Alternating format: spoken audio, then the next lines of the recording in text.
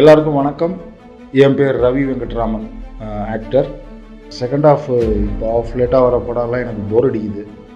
So இன்னும் கொஞ்சம் நல்லா கான்சன்ட்ரேட் பண்ணி அவங்க எழுதுறதுக்கு டைம் எடுத்துக்கிட்டாங்கன்னா நல்லாயிருக்கும்னு எனக்கு தோணுது.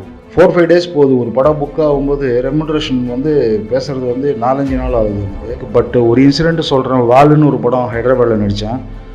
காலைல 7 மணிக்கு கால் டைம் போனேன். வழக்கம் போல் திரு சிம்பு அவர்கள் 3 மணிக்கு வந்தார். ஸோ இது எங்கே போய் முடியும்னு எனக்கு தெரியல.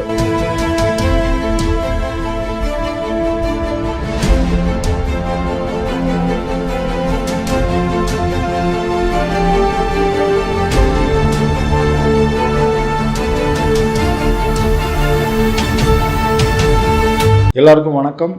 என் பேர் ரவி வெங்கட்ராமன், ஆக்டர். இது எடிட்டர் வெங்கட்ராமன்ற சேனல். இது என் சன்னோட சேனல். ஸோ லைக் பண்ணுங்கள், ஷேர் பண்ணுங்கள், சப்ஸ்கிரைப் பண்ணுங்கள். சமீபமாக நான் எந்த சேனல்லையும் ஜாஸ்தி இன்டர்வியூ கொடுக்கறதில்ல.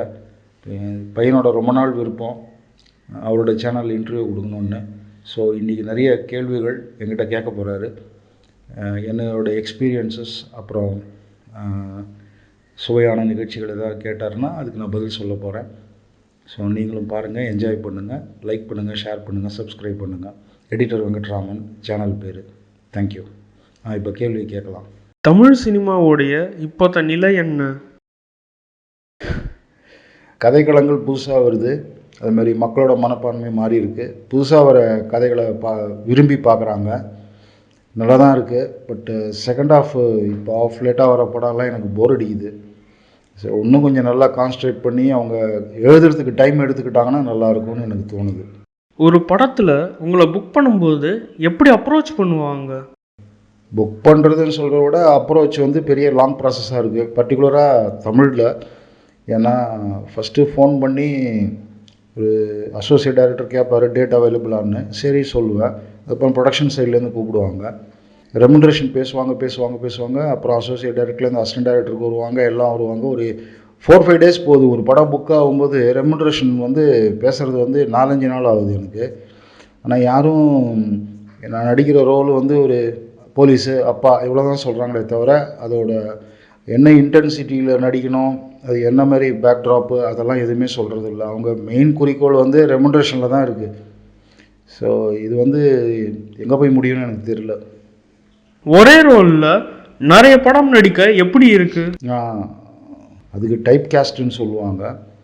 இப்போது நான் என்னை கூப்பிடும்போது ஃபஸ்ட்டு அப்பாவோ இல்லை வில்லனோ இல்லை வேறு ஏதோ ஒரு கேரக்டர் ரோலுக்கு கூப்பிடுவாங்க.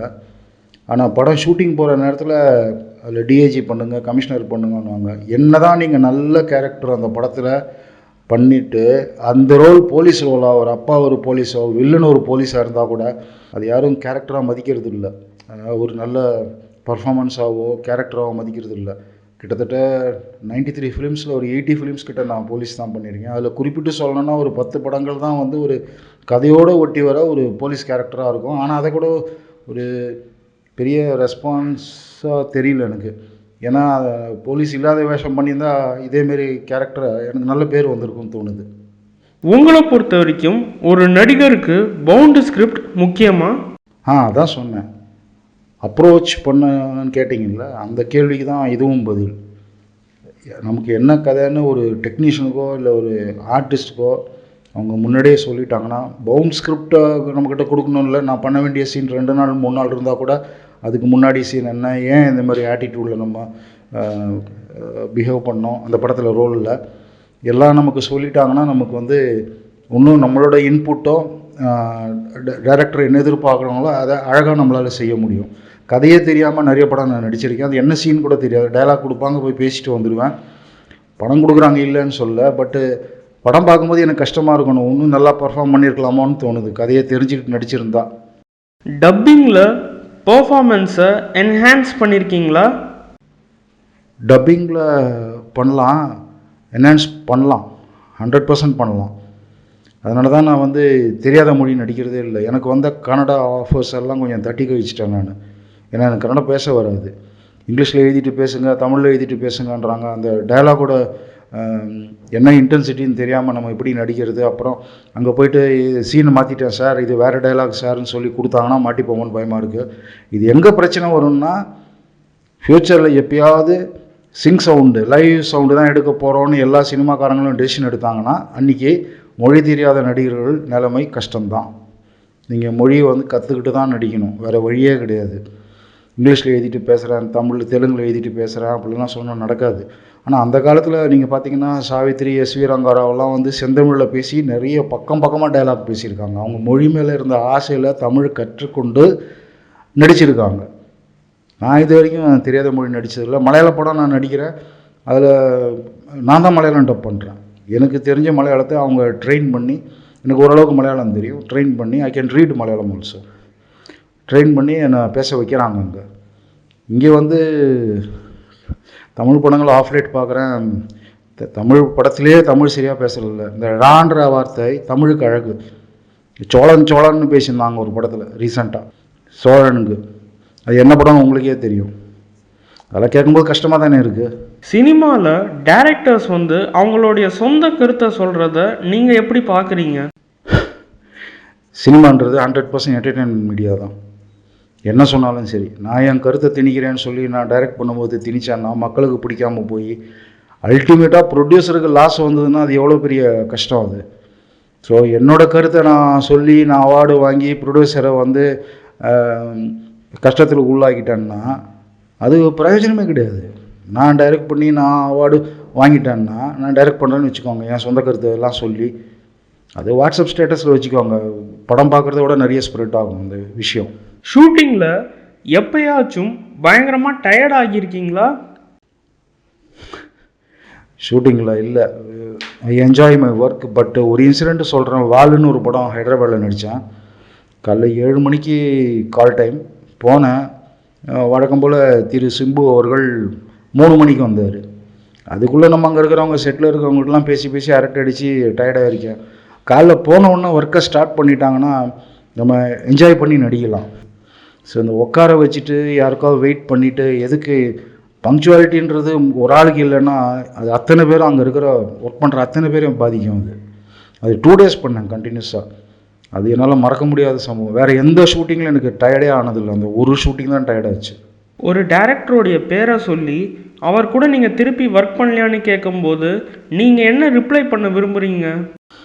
இது யாரை பற்றி சொல்கிறீங்க எனக்கு நல்லா தெரியுது. அது இன்டர்வியூலையும் கேட்குறாங்க, சினிமா ஃப்ரெண்ட்ஸும் கேட்குறாங்க, அவர் உங்களை கூப்பிடலையான்னு. நான் நடித்த படத்தில் ஒரு 60 படம் பார்த்திங்கன்னா ஃபஸ்ட் ஃபிலிம் டைரக்டர்ஸ், அவங்களுக்கு ஃபஸ்ட் ஃபிலிம். நான் போய் நடிக்கிறேன், ஹாப்பியாக நடிக்கிறேன், நல்லா நம்மக்கிட்ட என்னெல்லாம் முடியுமோ எக்ஸ்ட்ராக்ட் பண்ணி நம்மக்கிட்ட வேலை வாங்குறாங்க, புதுசாக வர பசங்க சொல்கிறேன். அதுக்கப்புறம் அவங்க கண்டினியூஸாக கொடுக்கணுன்னா அவங்க தான் மனசு வச்சு எனக்கு கொடுக்கணுமே தவிர, நான் அந்தமாரி டைரக்டர் பின்னாடி நான் இன்றைக்குமே ஃபாலோ பண்ணதில்லை. இவங்க எனக்கு கொடுப்பாங்கன்னு நான் எதிர்பார்த்ததும் கிடையாது, கம்ப்ளைண்ட்டும் கிடையாது. இந்த கேள்வி எல்லோரும் கேட்டுகிட்டே தான் இருக்காங்க.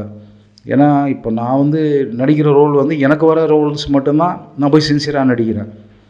ஒரு டைரக்டர்கிட்ட இது மாதிரி நடிக்கணும், அடுத்த டைரக்டர் இது மாதிரி நடிக்கணும் நடிக்கிறதே இல்லை. ஏன்னா புது டைரக்டர்ஸ்க்கு தான் நான் ப்ரையாரிட்டி கொடுத்துருக்கேன் இன்றைக்கி வரைக்கும், ஃபஸ்ட் ஃபிலிம் டைரக்டர்ஸ்க்கு தான். அவங்க வளர்ந்து பெரிய ஆள் ஆகும்போது அவங்க மார்க்கெட்டுக்கு ஏற்ற மாதிரி ஆக்டர்ஸை கூப்பிட்றாங்க. ஆனால் என்னை பார்க்கும்போது தான் கேட்குறாங்க, ஏன் அதுக்கப்புறம் பெரிய ரோல் பண்ணலன்னு. மற்றவங்க கொடுக்கலன்னு இவங்க ஏன் வருத்தம் பண்ணணும், முடிஞ்சால் அவங்க கொடுக்கட்டும் ரோல், அதான் எனக்கு கம்ப்ளைண்ட் இல்லை. தமிழ் சினிமாவையும் மலையாள சினிமாவையும் நீங்கள் எப்படி டிஃப்ரென்ஷியேட் பண்ணுவீங்க?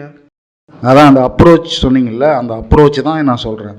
அங்கே வந்து ஃபஸ்ட்டு ஸ்டோரி ரைட்டர் இல்லாட்டி அசோசியேட் டைரக்டர் ஃபோன் பண்ணி என்கிட்ட அந்த கதையோட சாராம்சமும் என்னுடைய ரோல் என்ன அது டீட்டெயிலாக சொல்லிவிடுவாங்க. சொல்லி முடித்தோன்னா அப்புறம் ப்ரொடக்ஷன்லேருந்து ஃபோன் வரும். ஒருத்தர் தான் ஃபோன் பண்ணுவார், அவர் தான் ரெமுனரேஷன் பேசுகிறாரு. உடனே அட்வான்ஸை ரிலீஸ் பண்ணிவிட்டு ஷூட்டு டேட்டு எல்லாம் கன்ஃபார்ம் பண்ணி என்கிட்ட ஃப்ளைட் டிக்கெட் வரைக்கும் வந்துடுது. இங்கே ரெமுனரேஷன் பேசுகிறாங்க, ஒரு 7 நாள் பேசுகிறாங்க. எதுக்கு பேசுகிறாங்கன்னு தெரில. கேட்டு சொல்கிறேன்னு ஒவ்வொருத்தராக ஃபோன் பண்ணுறாங்க. யாரை போய் கேட்க போகிறாங்கன்னு எனக்கு தெரில. அதுக்கு டைரக்டர் ப்ரொடியூசரை இனிமேல் ஃபோன் பண்ணி கேட்டுடலான்னு நினைக்கிறேன். என் சேனலில் வீடியோ போடுறதுக்காக நீங்கள் டைம் ஸ்பெண்ட் பண்ணதுக்கு நான் நன்றி சொல்லிக்கிறேன். அண்ட் நான் கேட்ட கேள்விகள் எல்லாம் உங்களுக்கு பிடிச்சிருக்கும்னு நான் நம்புகிறேன். நான் எடிட்டர் வெங்கட்ராமன் சேனலில் சப்ஸ்கிரைப் பண்ணியிருக்கேன், ரெகுலராக வாட்ச் பண்ணிகிட்ருக்கேன். செலக்டிவான மூவிஸும் விளாக்ஸும் போட்டுருக்கிறதுனால ரொம்ப இன்ட்ரெஸ்டிங்காகவும் இன்ஃபர்மேட்டிவாகவும் இருக்குது. ஸோ இவ்வளோ நாளாக கேட்டுட்டு இருந்த நீ இந்த மாதிரி இன்டர்வியூ கொடுங்கன்னு நானும் தட்டி கழிச்சிட்டே இருந்தேன், அப்புறம் பண்ணலான்னு. ஸோ நல்ல கேள்விகள் கேட்டு திக்குமுக்காட வச்சதுக்கு ரொம்ப நன்றி. பார்த்துட்ருக்கிற எல்லா வியூவர்ஸ்க்கும் தேங்க்ஸ். இன்னொரு வாட்டி கேட்டுக்கிறேன், எடிட்டர் வெங்கட்ராமன் இந்த சேனல் என் பையனோட சேனல். சப்போர்ட் பண்ணுங்கள், லைக் பண்ணுங்கள், ஷேர் பண்ணுங்கள், சப்ஸ்கிரைப் பண்ணுங்கள். திருப்பியும் அடுத்த ஒரு எபிசோடில் அவர் நிறைய கேள்விகள் கேட்க போகிறாரு. அதில் உங்களை எல்லாம் மீட் பண்ணுறேன். நன்றி, வணக்கம். தேங்க்யூ.